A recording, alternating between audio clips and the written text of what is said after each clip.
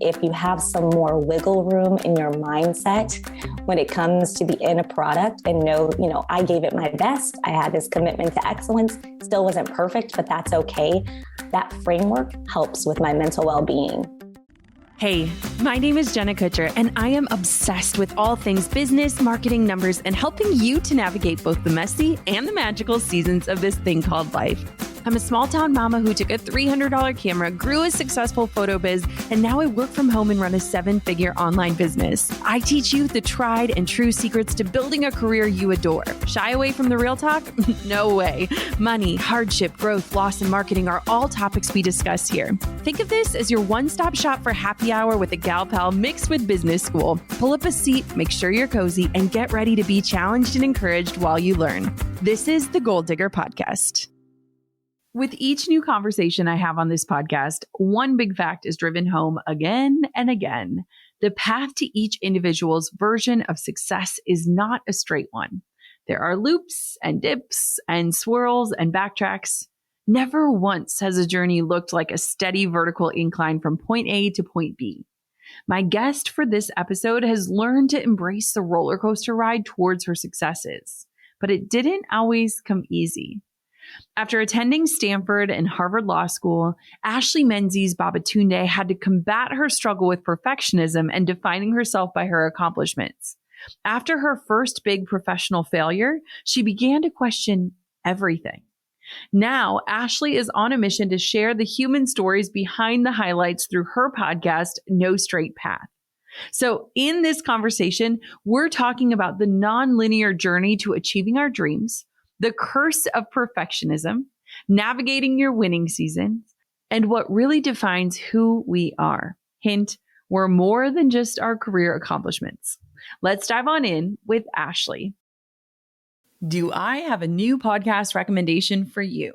If you like the Goal Digger podcast, you'll love tuning into Content is Profit, hosted by Luis and Fonzie Camejo, brought to you by the HubSpot Podcast Network. Discover the secrets and strategies on how your business can achieve the frictionless sale. Luis and Fonzie dig into frameworks, strategies, tactics, and feature special guests to bring you all the information you need in order to turn your content into profit. They tackle topics like 5 things that you should do to grow your podcast and how to leverage trends to generate attention, and answer questions like, what does it mean to stand out in the marketplace? How can you rise above the noise and help others with your offers? If you need a new show to add to your lineup, listen to Content is Profit wherever you get your podcasts. Well, I am so excited for today's guest, a member of the HubSpot Podcast Network and someone who I got to be in conversation with not too long ago. Ashley, welcome to the show. Thank you. Thank you so much. I'm excited to be here. Okay, so you have to fill me in with a podcast titled No Straight Path. I have to ask you, and maybe this is cheesy, but everyone asked me how I was really. I have to ask you where your path began. Like, did it follow the trajectory that you imagined for yourself? Walk me through your own path, and then we'll dive on into more details. Yeah, absolutely. So I always say it did until it didn't. Yeah. And so I will start out by saying that I just was born intense, I think. I was born an overachiever.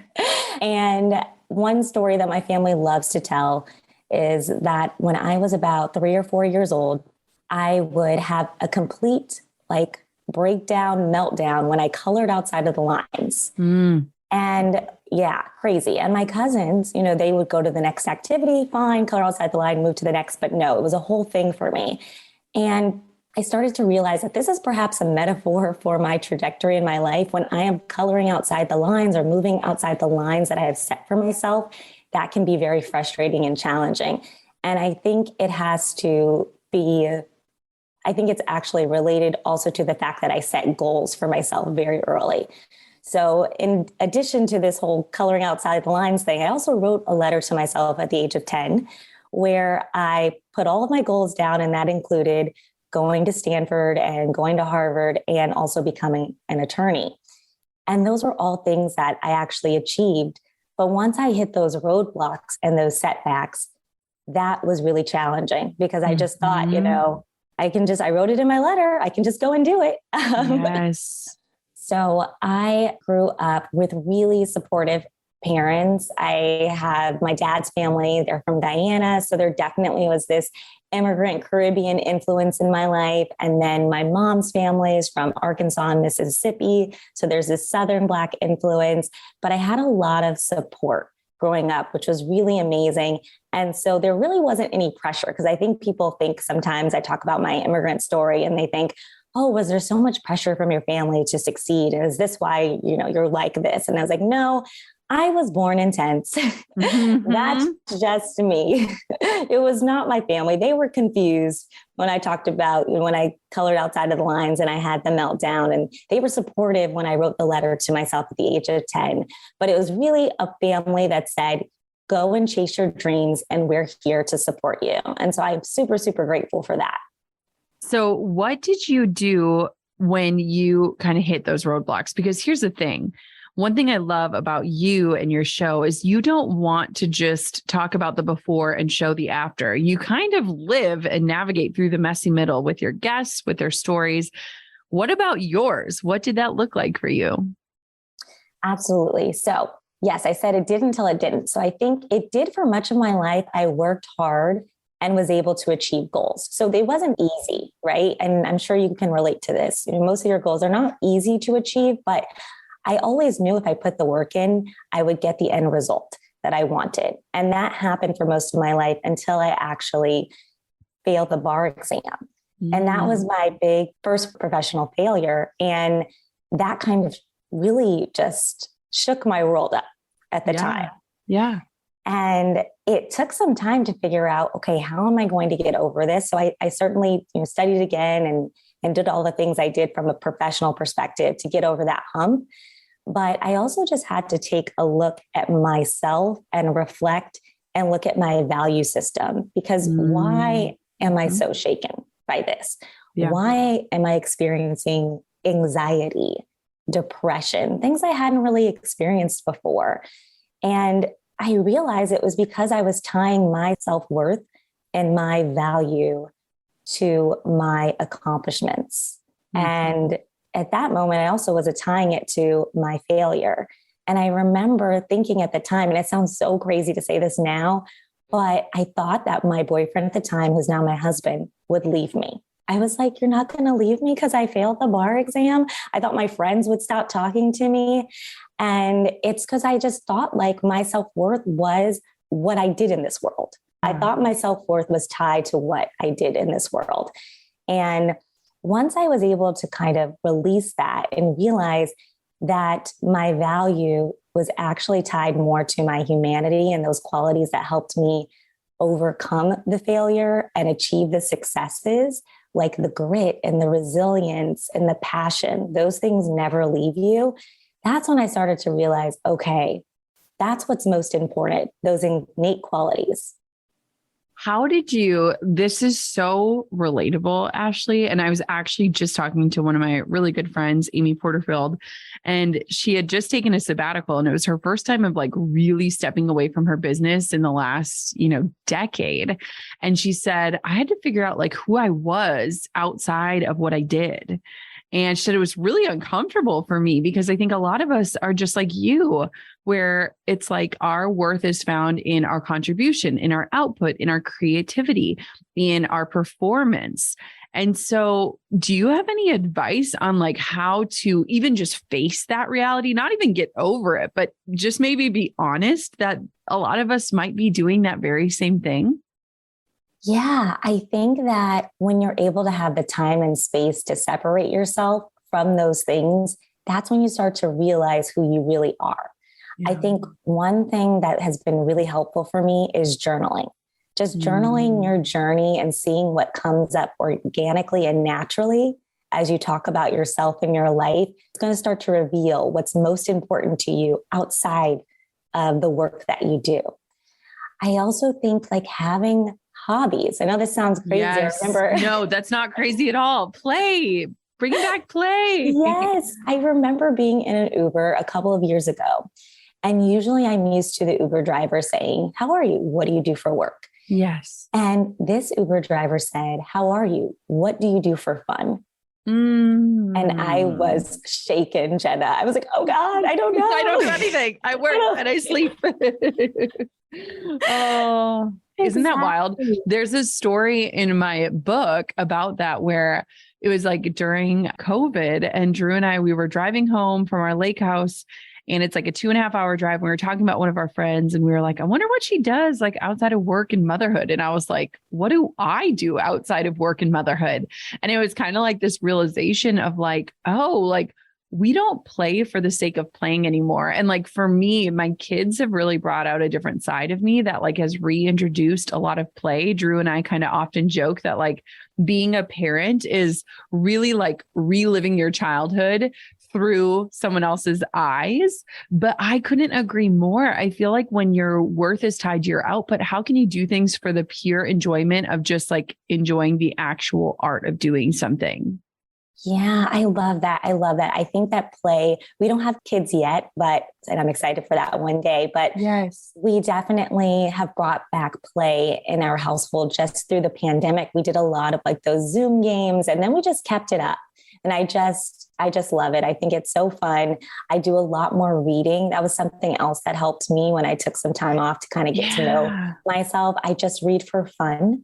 Just what do I want to read for pleasure? Yes. Oh my gosh. That's like, honestly, that's all I've read in the last few years. Even while writing my own book, I only read for fun, and I listen to audiobooks that help me like dig deeper or learn something. But every night when I'm winding down, I'm like, I need to read something that's fun, or else my brain just turns back on. I'm like, I can't do that. Okay. So let's talk about perfectionism, because this is something that I think you've hinted at, and something that I see a lot in myself and even in my daughter. But in what ways did perfectionism hold you back? Yeah, so I would say that it held me back by making me less efficient. It slows me down, right? Because when you're trying to get everything perfect, you're going to go back a million times, and it's going to slow you down, and you're going to get into the weeds. And so I definitely think I always have to take a step back when my perfectionism is taking over. And even when it comes to the podcast, it's like I will re-record things and even start an interview and say, you know what, maybe this wasn't where we were trying to go. So let's redo this. And there's just a balancing act there, right? Because I still need to create this product, and everything doesn't have to be perfect because life isn't perfect and nothing is perfect. And so what I like to do now is challenge myself and change the framing. So really, I try to move with the goal of having more of a commitment to excellence as opposed to perfectionism. And this commitment to excellence says, hey, I'm committed to putting out a great work product. I'm committed to, honing my craft, but it doesn't have to be perfect. And I think that really helps me, because the other thing that perfectionism does to me is it's also has a negative impact on my mental well-being. And I think, right, because it's just like that disappointment when things don't turn out exactly how you envisioned it, it really can get you down. And I think if you have some more wiggle room in your mindset when it comes to the end product, and know, I gave it my best, I had this commitment to excellence, still wasn't perfect, but that's okay. That framework helps with my mental well-being. Oh, that is so powerful. I was listening to this meditation the other day, and there's just this notion that was spoken about that I like loved. And it was talking about how a lot of times in life we try to like let go of things, like whether it's perfectionism or these certain dreams or these massive goals or things. And the whole meditation was about loosening the grip. So it was like, don't let these things go. But what if you could just loosen your grip? Like give things more room to breathe, like breathe more life back into your life. And I like loved that, because I'm like, a lot of times you're not going to just let go of being a perfectionist, right? Like that's actually a trait that's probably gotten you very far as well. But what if we could just loosen the grip? So in that same breath, has perfectionism served you well? Like how has it helped you? Because I have to imagine that your achievement and your excellence is also brought on by this desire to do things perfectly.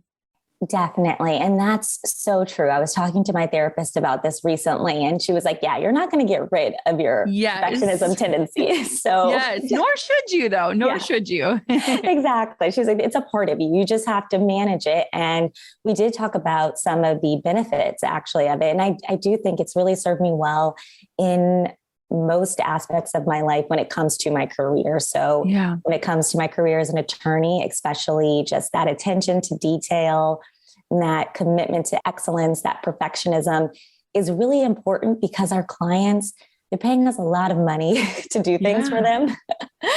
And so that is very helpful. And there is a pretty high standard. So me going over that document another time actually is very helpful for my career, and it's encouraged. And I would say it's also helpful with the podcast. Like I really want to put stories out there that I'm proud of. So I'm not going to rush the process. I am going to go back. I am going to think about the most important things that are going to really inspire people and make sure I edit, the story in that way. Mm-hmm. And so that is important. I think it's been very helpful.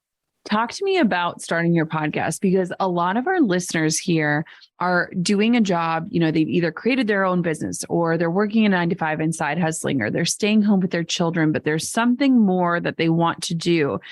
How did the idea come about? What was the learning curve like in starting it? Like, walk me through that, because I think it's super fascinating. Thank you. Yeah. Great question. Such a whirlwind and super fun experience. So I came up with this idea quite some time ago, I think in 2018, and it actually is inspired by my bar failure story. So at the time, I noticed that people, especially in the legal industry and some of these more traditional industries like law, finance, medicine, you aren't really talking about your failures. You aren't really talking about any setbacks. And I had to secretly talk to people. People would open up after I said, I'm struggling with this bar exam issue. And then I noticed professors, I read books. I saw that Michelle Obama had to retake and Kamala Harris, people I look up to. Mm-hmm. And so that was really reaffirming and very helpful for me. And I thought, you know what? I'm going to share my story. So when I did pass the exam, I wrote a blog post that actually resonated with so many people. And I started to just talk to people and walk them through the failure and overcoming the bar exam failure specifically. And I thought, you know what, maybe I need to turn this into a podcast and not only talk about setbacks and failure, but just talk about all the human stories behind these highlights. Because some of my friends were just dealing with doubts. Some of them were dealing with pivots, so there were in different forms of setbacks. And so that's when I decided to start the podcast, and then life happened. So that was 2020 I started, and then life happened and finally got around to it.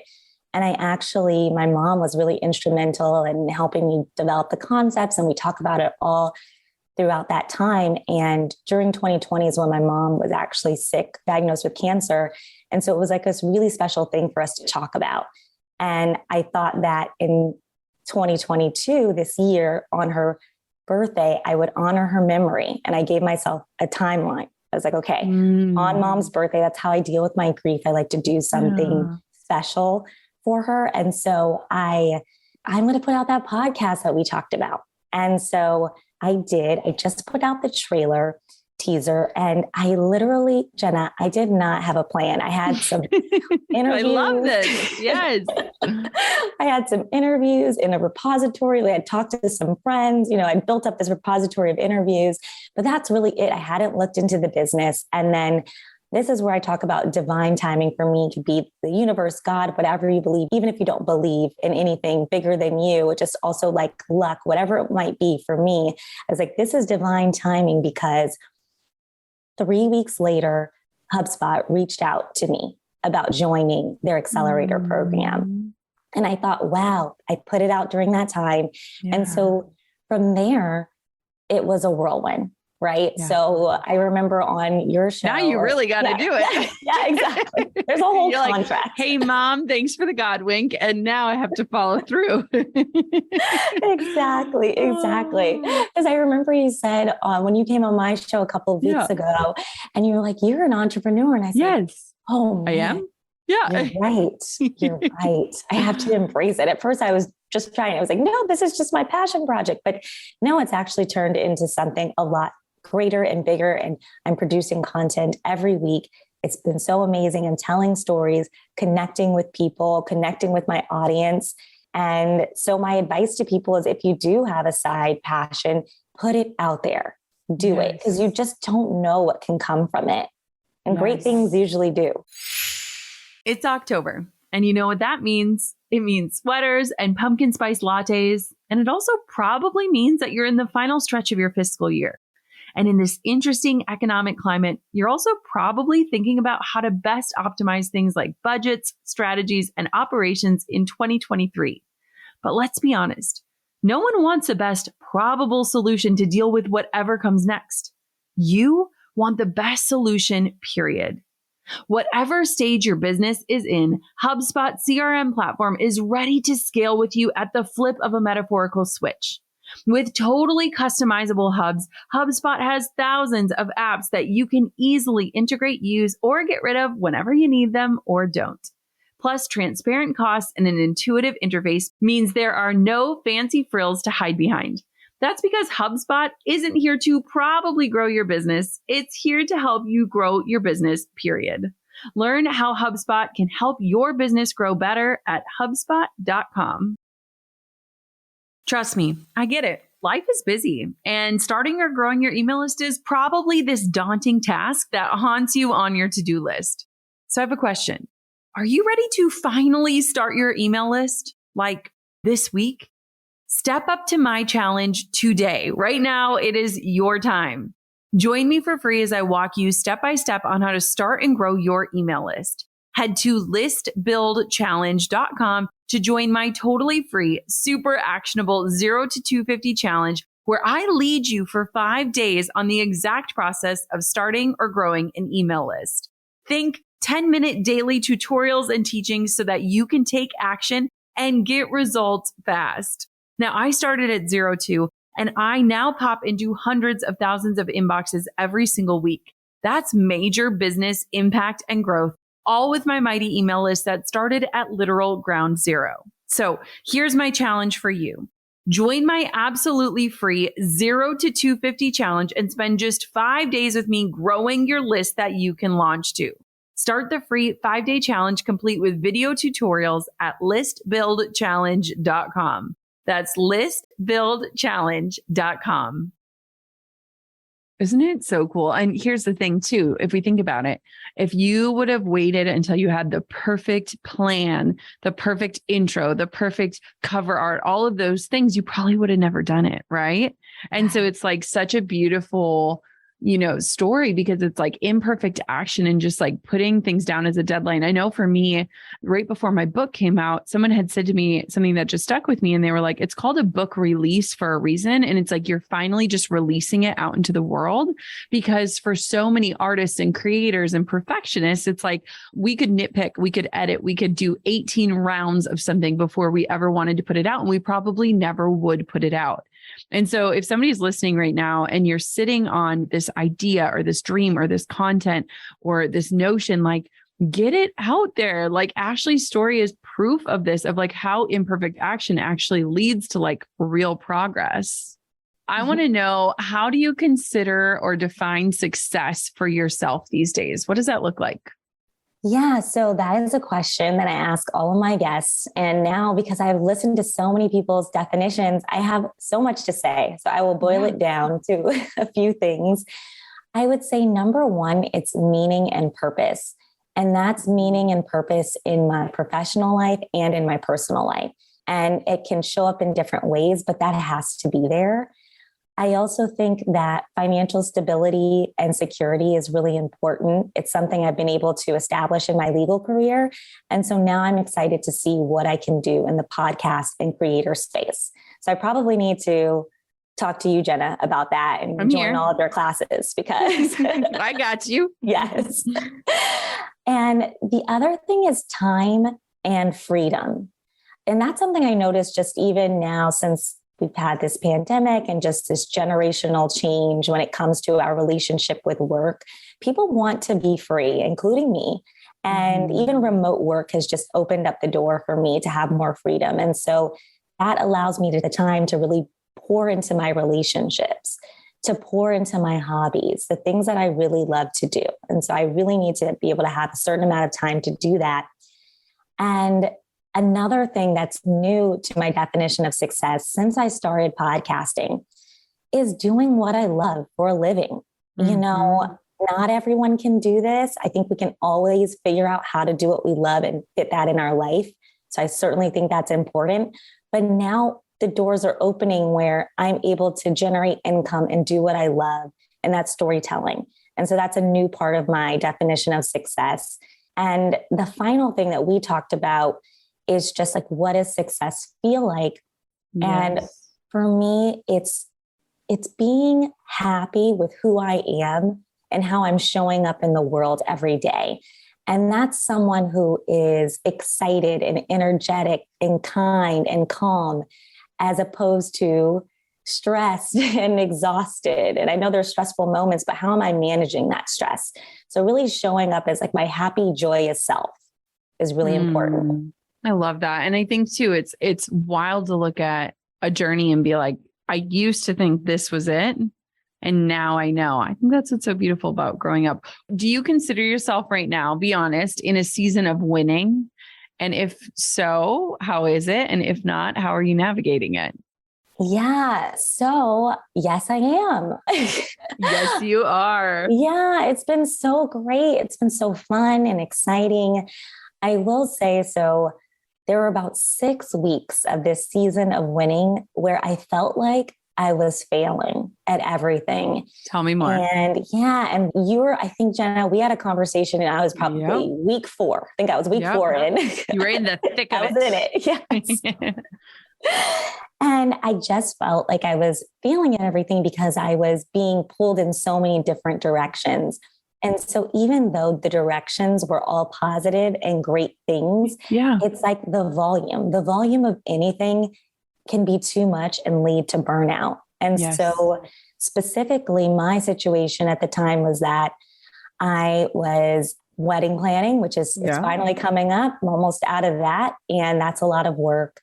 And then I was also getting more responsibility on my cases at my job. So I was getting essentially promoted in a specific role as an attorney and leading the cases, which takes on a lot more time, but it's also a great thing, things that I've wanted, I've asked for.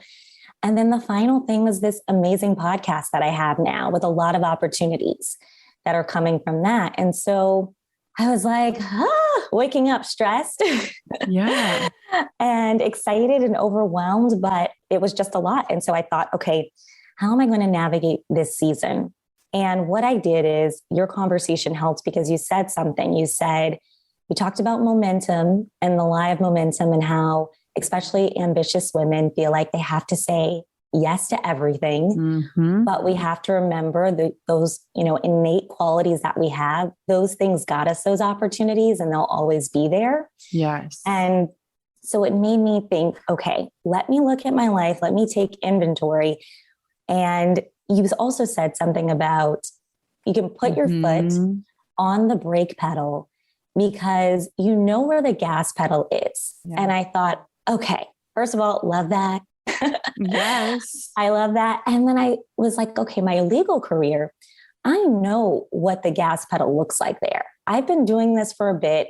I've been able to achieve in this space. Let me see if I can put the brake pedal here. Yeah. Where in my podcasting space, this is all new. I kind of want to keep going. I want to keep my foot on the gas pedal here and let me see if I can do that. And so because of the legal industry is changing and corporate America is changing in general and sabbaticals are becoming more accepted, I talked to leadership of my firm and I explained to them my situation. I said, hey, can I take a sabbatical? I want to focus on this podcast. And I got the A-OK. So I am going to be wrapping up my cases very soon and focusing on the podcast. And that's giving me the time and space to really enjoy this winning season. And so I'm just so excited because I don't think I would have thought to do that. I talked to my aunt, I talked to you, I talked to a few other friends, and I was like, all right, sabbatical's got to be the way. That is amazing, Ashley. And, I think this is such a great reminder for so many of us, because both of us, when we talked, like I was in the thick of book promotion. So it was like all of these wonderfully good and exciting things. And you were telling me about your promotion and you were like, this is what I wanted. This is what I asked for. And I was like, but is now the right time? And I think for a lot of us, it's like, this is such a beautiful thing because so many of us feel ungrateful when we're not feeling fulfilled or energetic or aligned because we have so many good things happening. But too much of good is hard too, right? And it's like we discount, it's like we almost downplay our stress or our anxiety or like feeling overstretched because we're like, I should be thankful for this. Like, who am I to like not be grateful? And you can be grateful while simultaneously like protecting your time and your peace. And so way to go. That's amazing. You should be so proud of yourself. Thank you. Thank you so much. Yeah. Thank you. I appreciate that. I am excited. I am proud. Well, and I think too, it's beautiful because your job and your career, it's not going anywhere. And just like the timing of your life with the bar exam or with the podcast, like that is just showing like your belief in yourself and your abilities, but also your belief in the timing for your life. And I just think that is a really great reminder for all women, but especially for ambitious women. I completely agree. And there was one other just reaffirming thing that happened, which is so crazy. It happened yesterday. I had my end of the year review. And so the partners have just been so busy. And so we're having my 2021 review now. Halfway through. Yeah. Exactly. But so I went out on a bang when it comes to, the sabbatical, because it was so reaffirming. My reviews were really great. And the partners said, you know what, we hope you come back. And if you do, we want you on this team and we want you doing this work. And so that was just affirmation that really this opportunity isn't going anywhere because they just told me. Yes. Isn't that cool too? Because they probably see how driven you are. And like, that is like inspiring in and of itself for a leader to be like, wow, she's like confident to go out on her own. So stinking cool. I love it. I love this for you. I want to know, like, so doing your podcast and kind of, putting more energy and time into it. Like, what is something that you wish other people knew or understood about podcasting? Because this world, it seems really simple, but it's actually really complex and a lot of work. Yeah, that's a great question. So I think that there's a business side to it that I did not realize. I think I went in like my bread and butter and just my talent is really the content creation. I know how to put together a story. I love it. I was, did journalism in college. Like this is just something I do. I tell stories as an attorney, but the business and the marketing side is actually a lot of work. And I think that in order to really be successful, you need to be invested in it as a creator. And that's one of the reasons why I wanted more time and space, because the person who's going to care about your brand the most is you. So you really need to understand the content that you're putting out. How is it resonating with listeners? Like looking at the data, like looking at talking, you need to really get out there also and talk to other people who have done this before, making the time to understand what might stick. Like there's so many moving parts. And although just getting the content side down even took quite some time, the business side is a whole nother thing you need to really conquer, because you can have the greatest podcast in the world, but if no one hears it except you and your mom and dad, that might be great, actually. But if you want to inspire more people, you have to figure out how to get your message out there. And that has been a really steep learning curve for me, but it's been a lot of fun. Jenna, it's hilarious. People, the HubSpot team will talk about impressions. I was like, what's an impression? It's literally a new language for me. So I've been doing all the reading and learning, and it's been a lot of fun, but there's a lot of work associated with it. Oh my gosh. This is such a good reminder though, too, is like for anyone that's creating anything, so much time is spent in the actual creation, but we don't recognize that if we don't have a solid marketing plan or strategy behind it, no one will enjoy the actual work, right? Like you have to get it in front of people. You have to get people to download it or purchase it or whatever that is. And so That's why for me, it's like, I love working with people who are so passionate about the medium that they're creating in, but inspiring them to figure out like the background, the framework, the system, the strategy, so that their work can be enjoyed as it is intended to. So I totally agree. It's like a whole new ball game, isn't it? It is. It is. But I'm ready to play. I'm ready. That's right. She is. That's right. She is. Ashley, where can everybody find out more about you, learn about you, listen to No Straight Path? Give us all of the places to connect. Absolutely. So yeah, the first thing is really just wherever you listen to podcasts, you can go to No Straight Path and download some episodes. You can even take a listen to our episode where I interview Jenna, which is a great one. You can also find me on Instagram at Miss Menzies, MS_MENZIES. And also it's connected to my No Straight Path Instagram handle. So No Straight Path, NO_straight_path. And yeah, let's just connect. And also I'm online. I'm on LinkedIn, Ashley Menzies Babatunde. You can Google me. I'm there. Amazing. Ashley, I am so grateful to be a part of the network with you. I'm so excited to watch your journey unfold. And I am so inspired by this conversation today. Way to take action in so many places. And that action is so crazy inspiring. Thank you. Such a pleasure chatting with you, Jenna. How many of you have heard the phrase, done is better than perfect? And how many of you really struggle with it?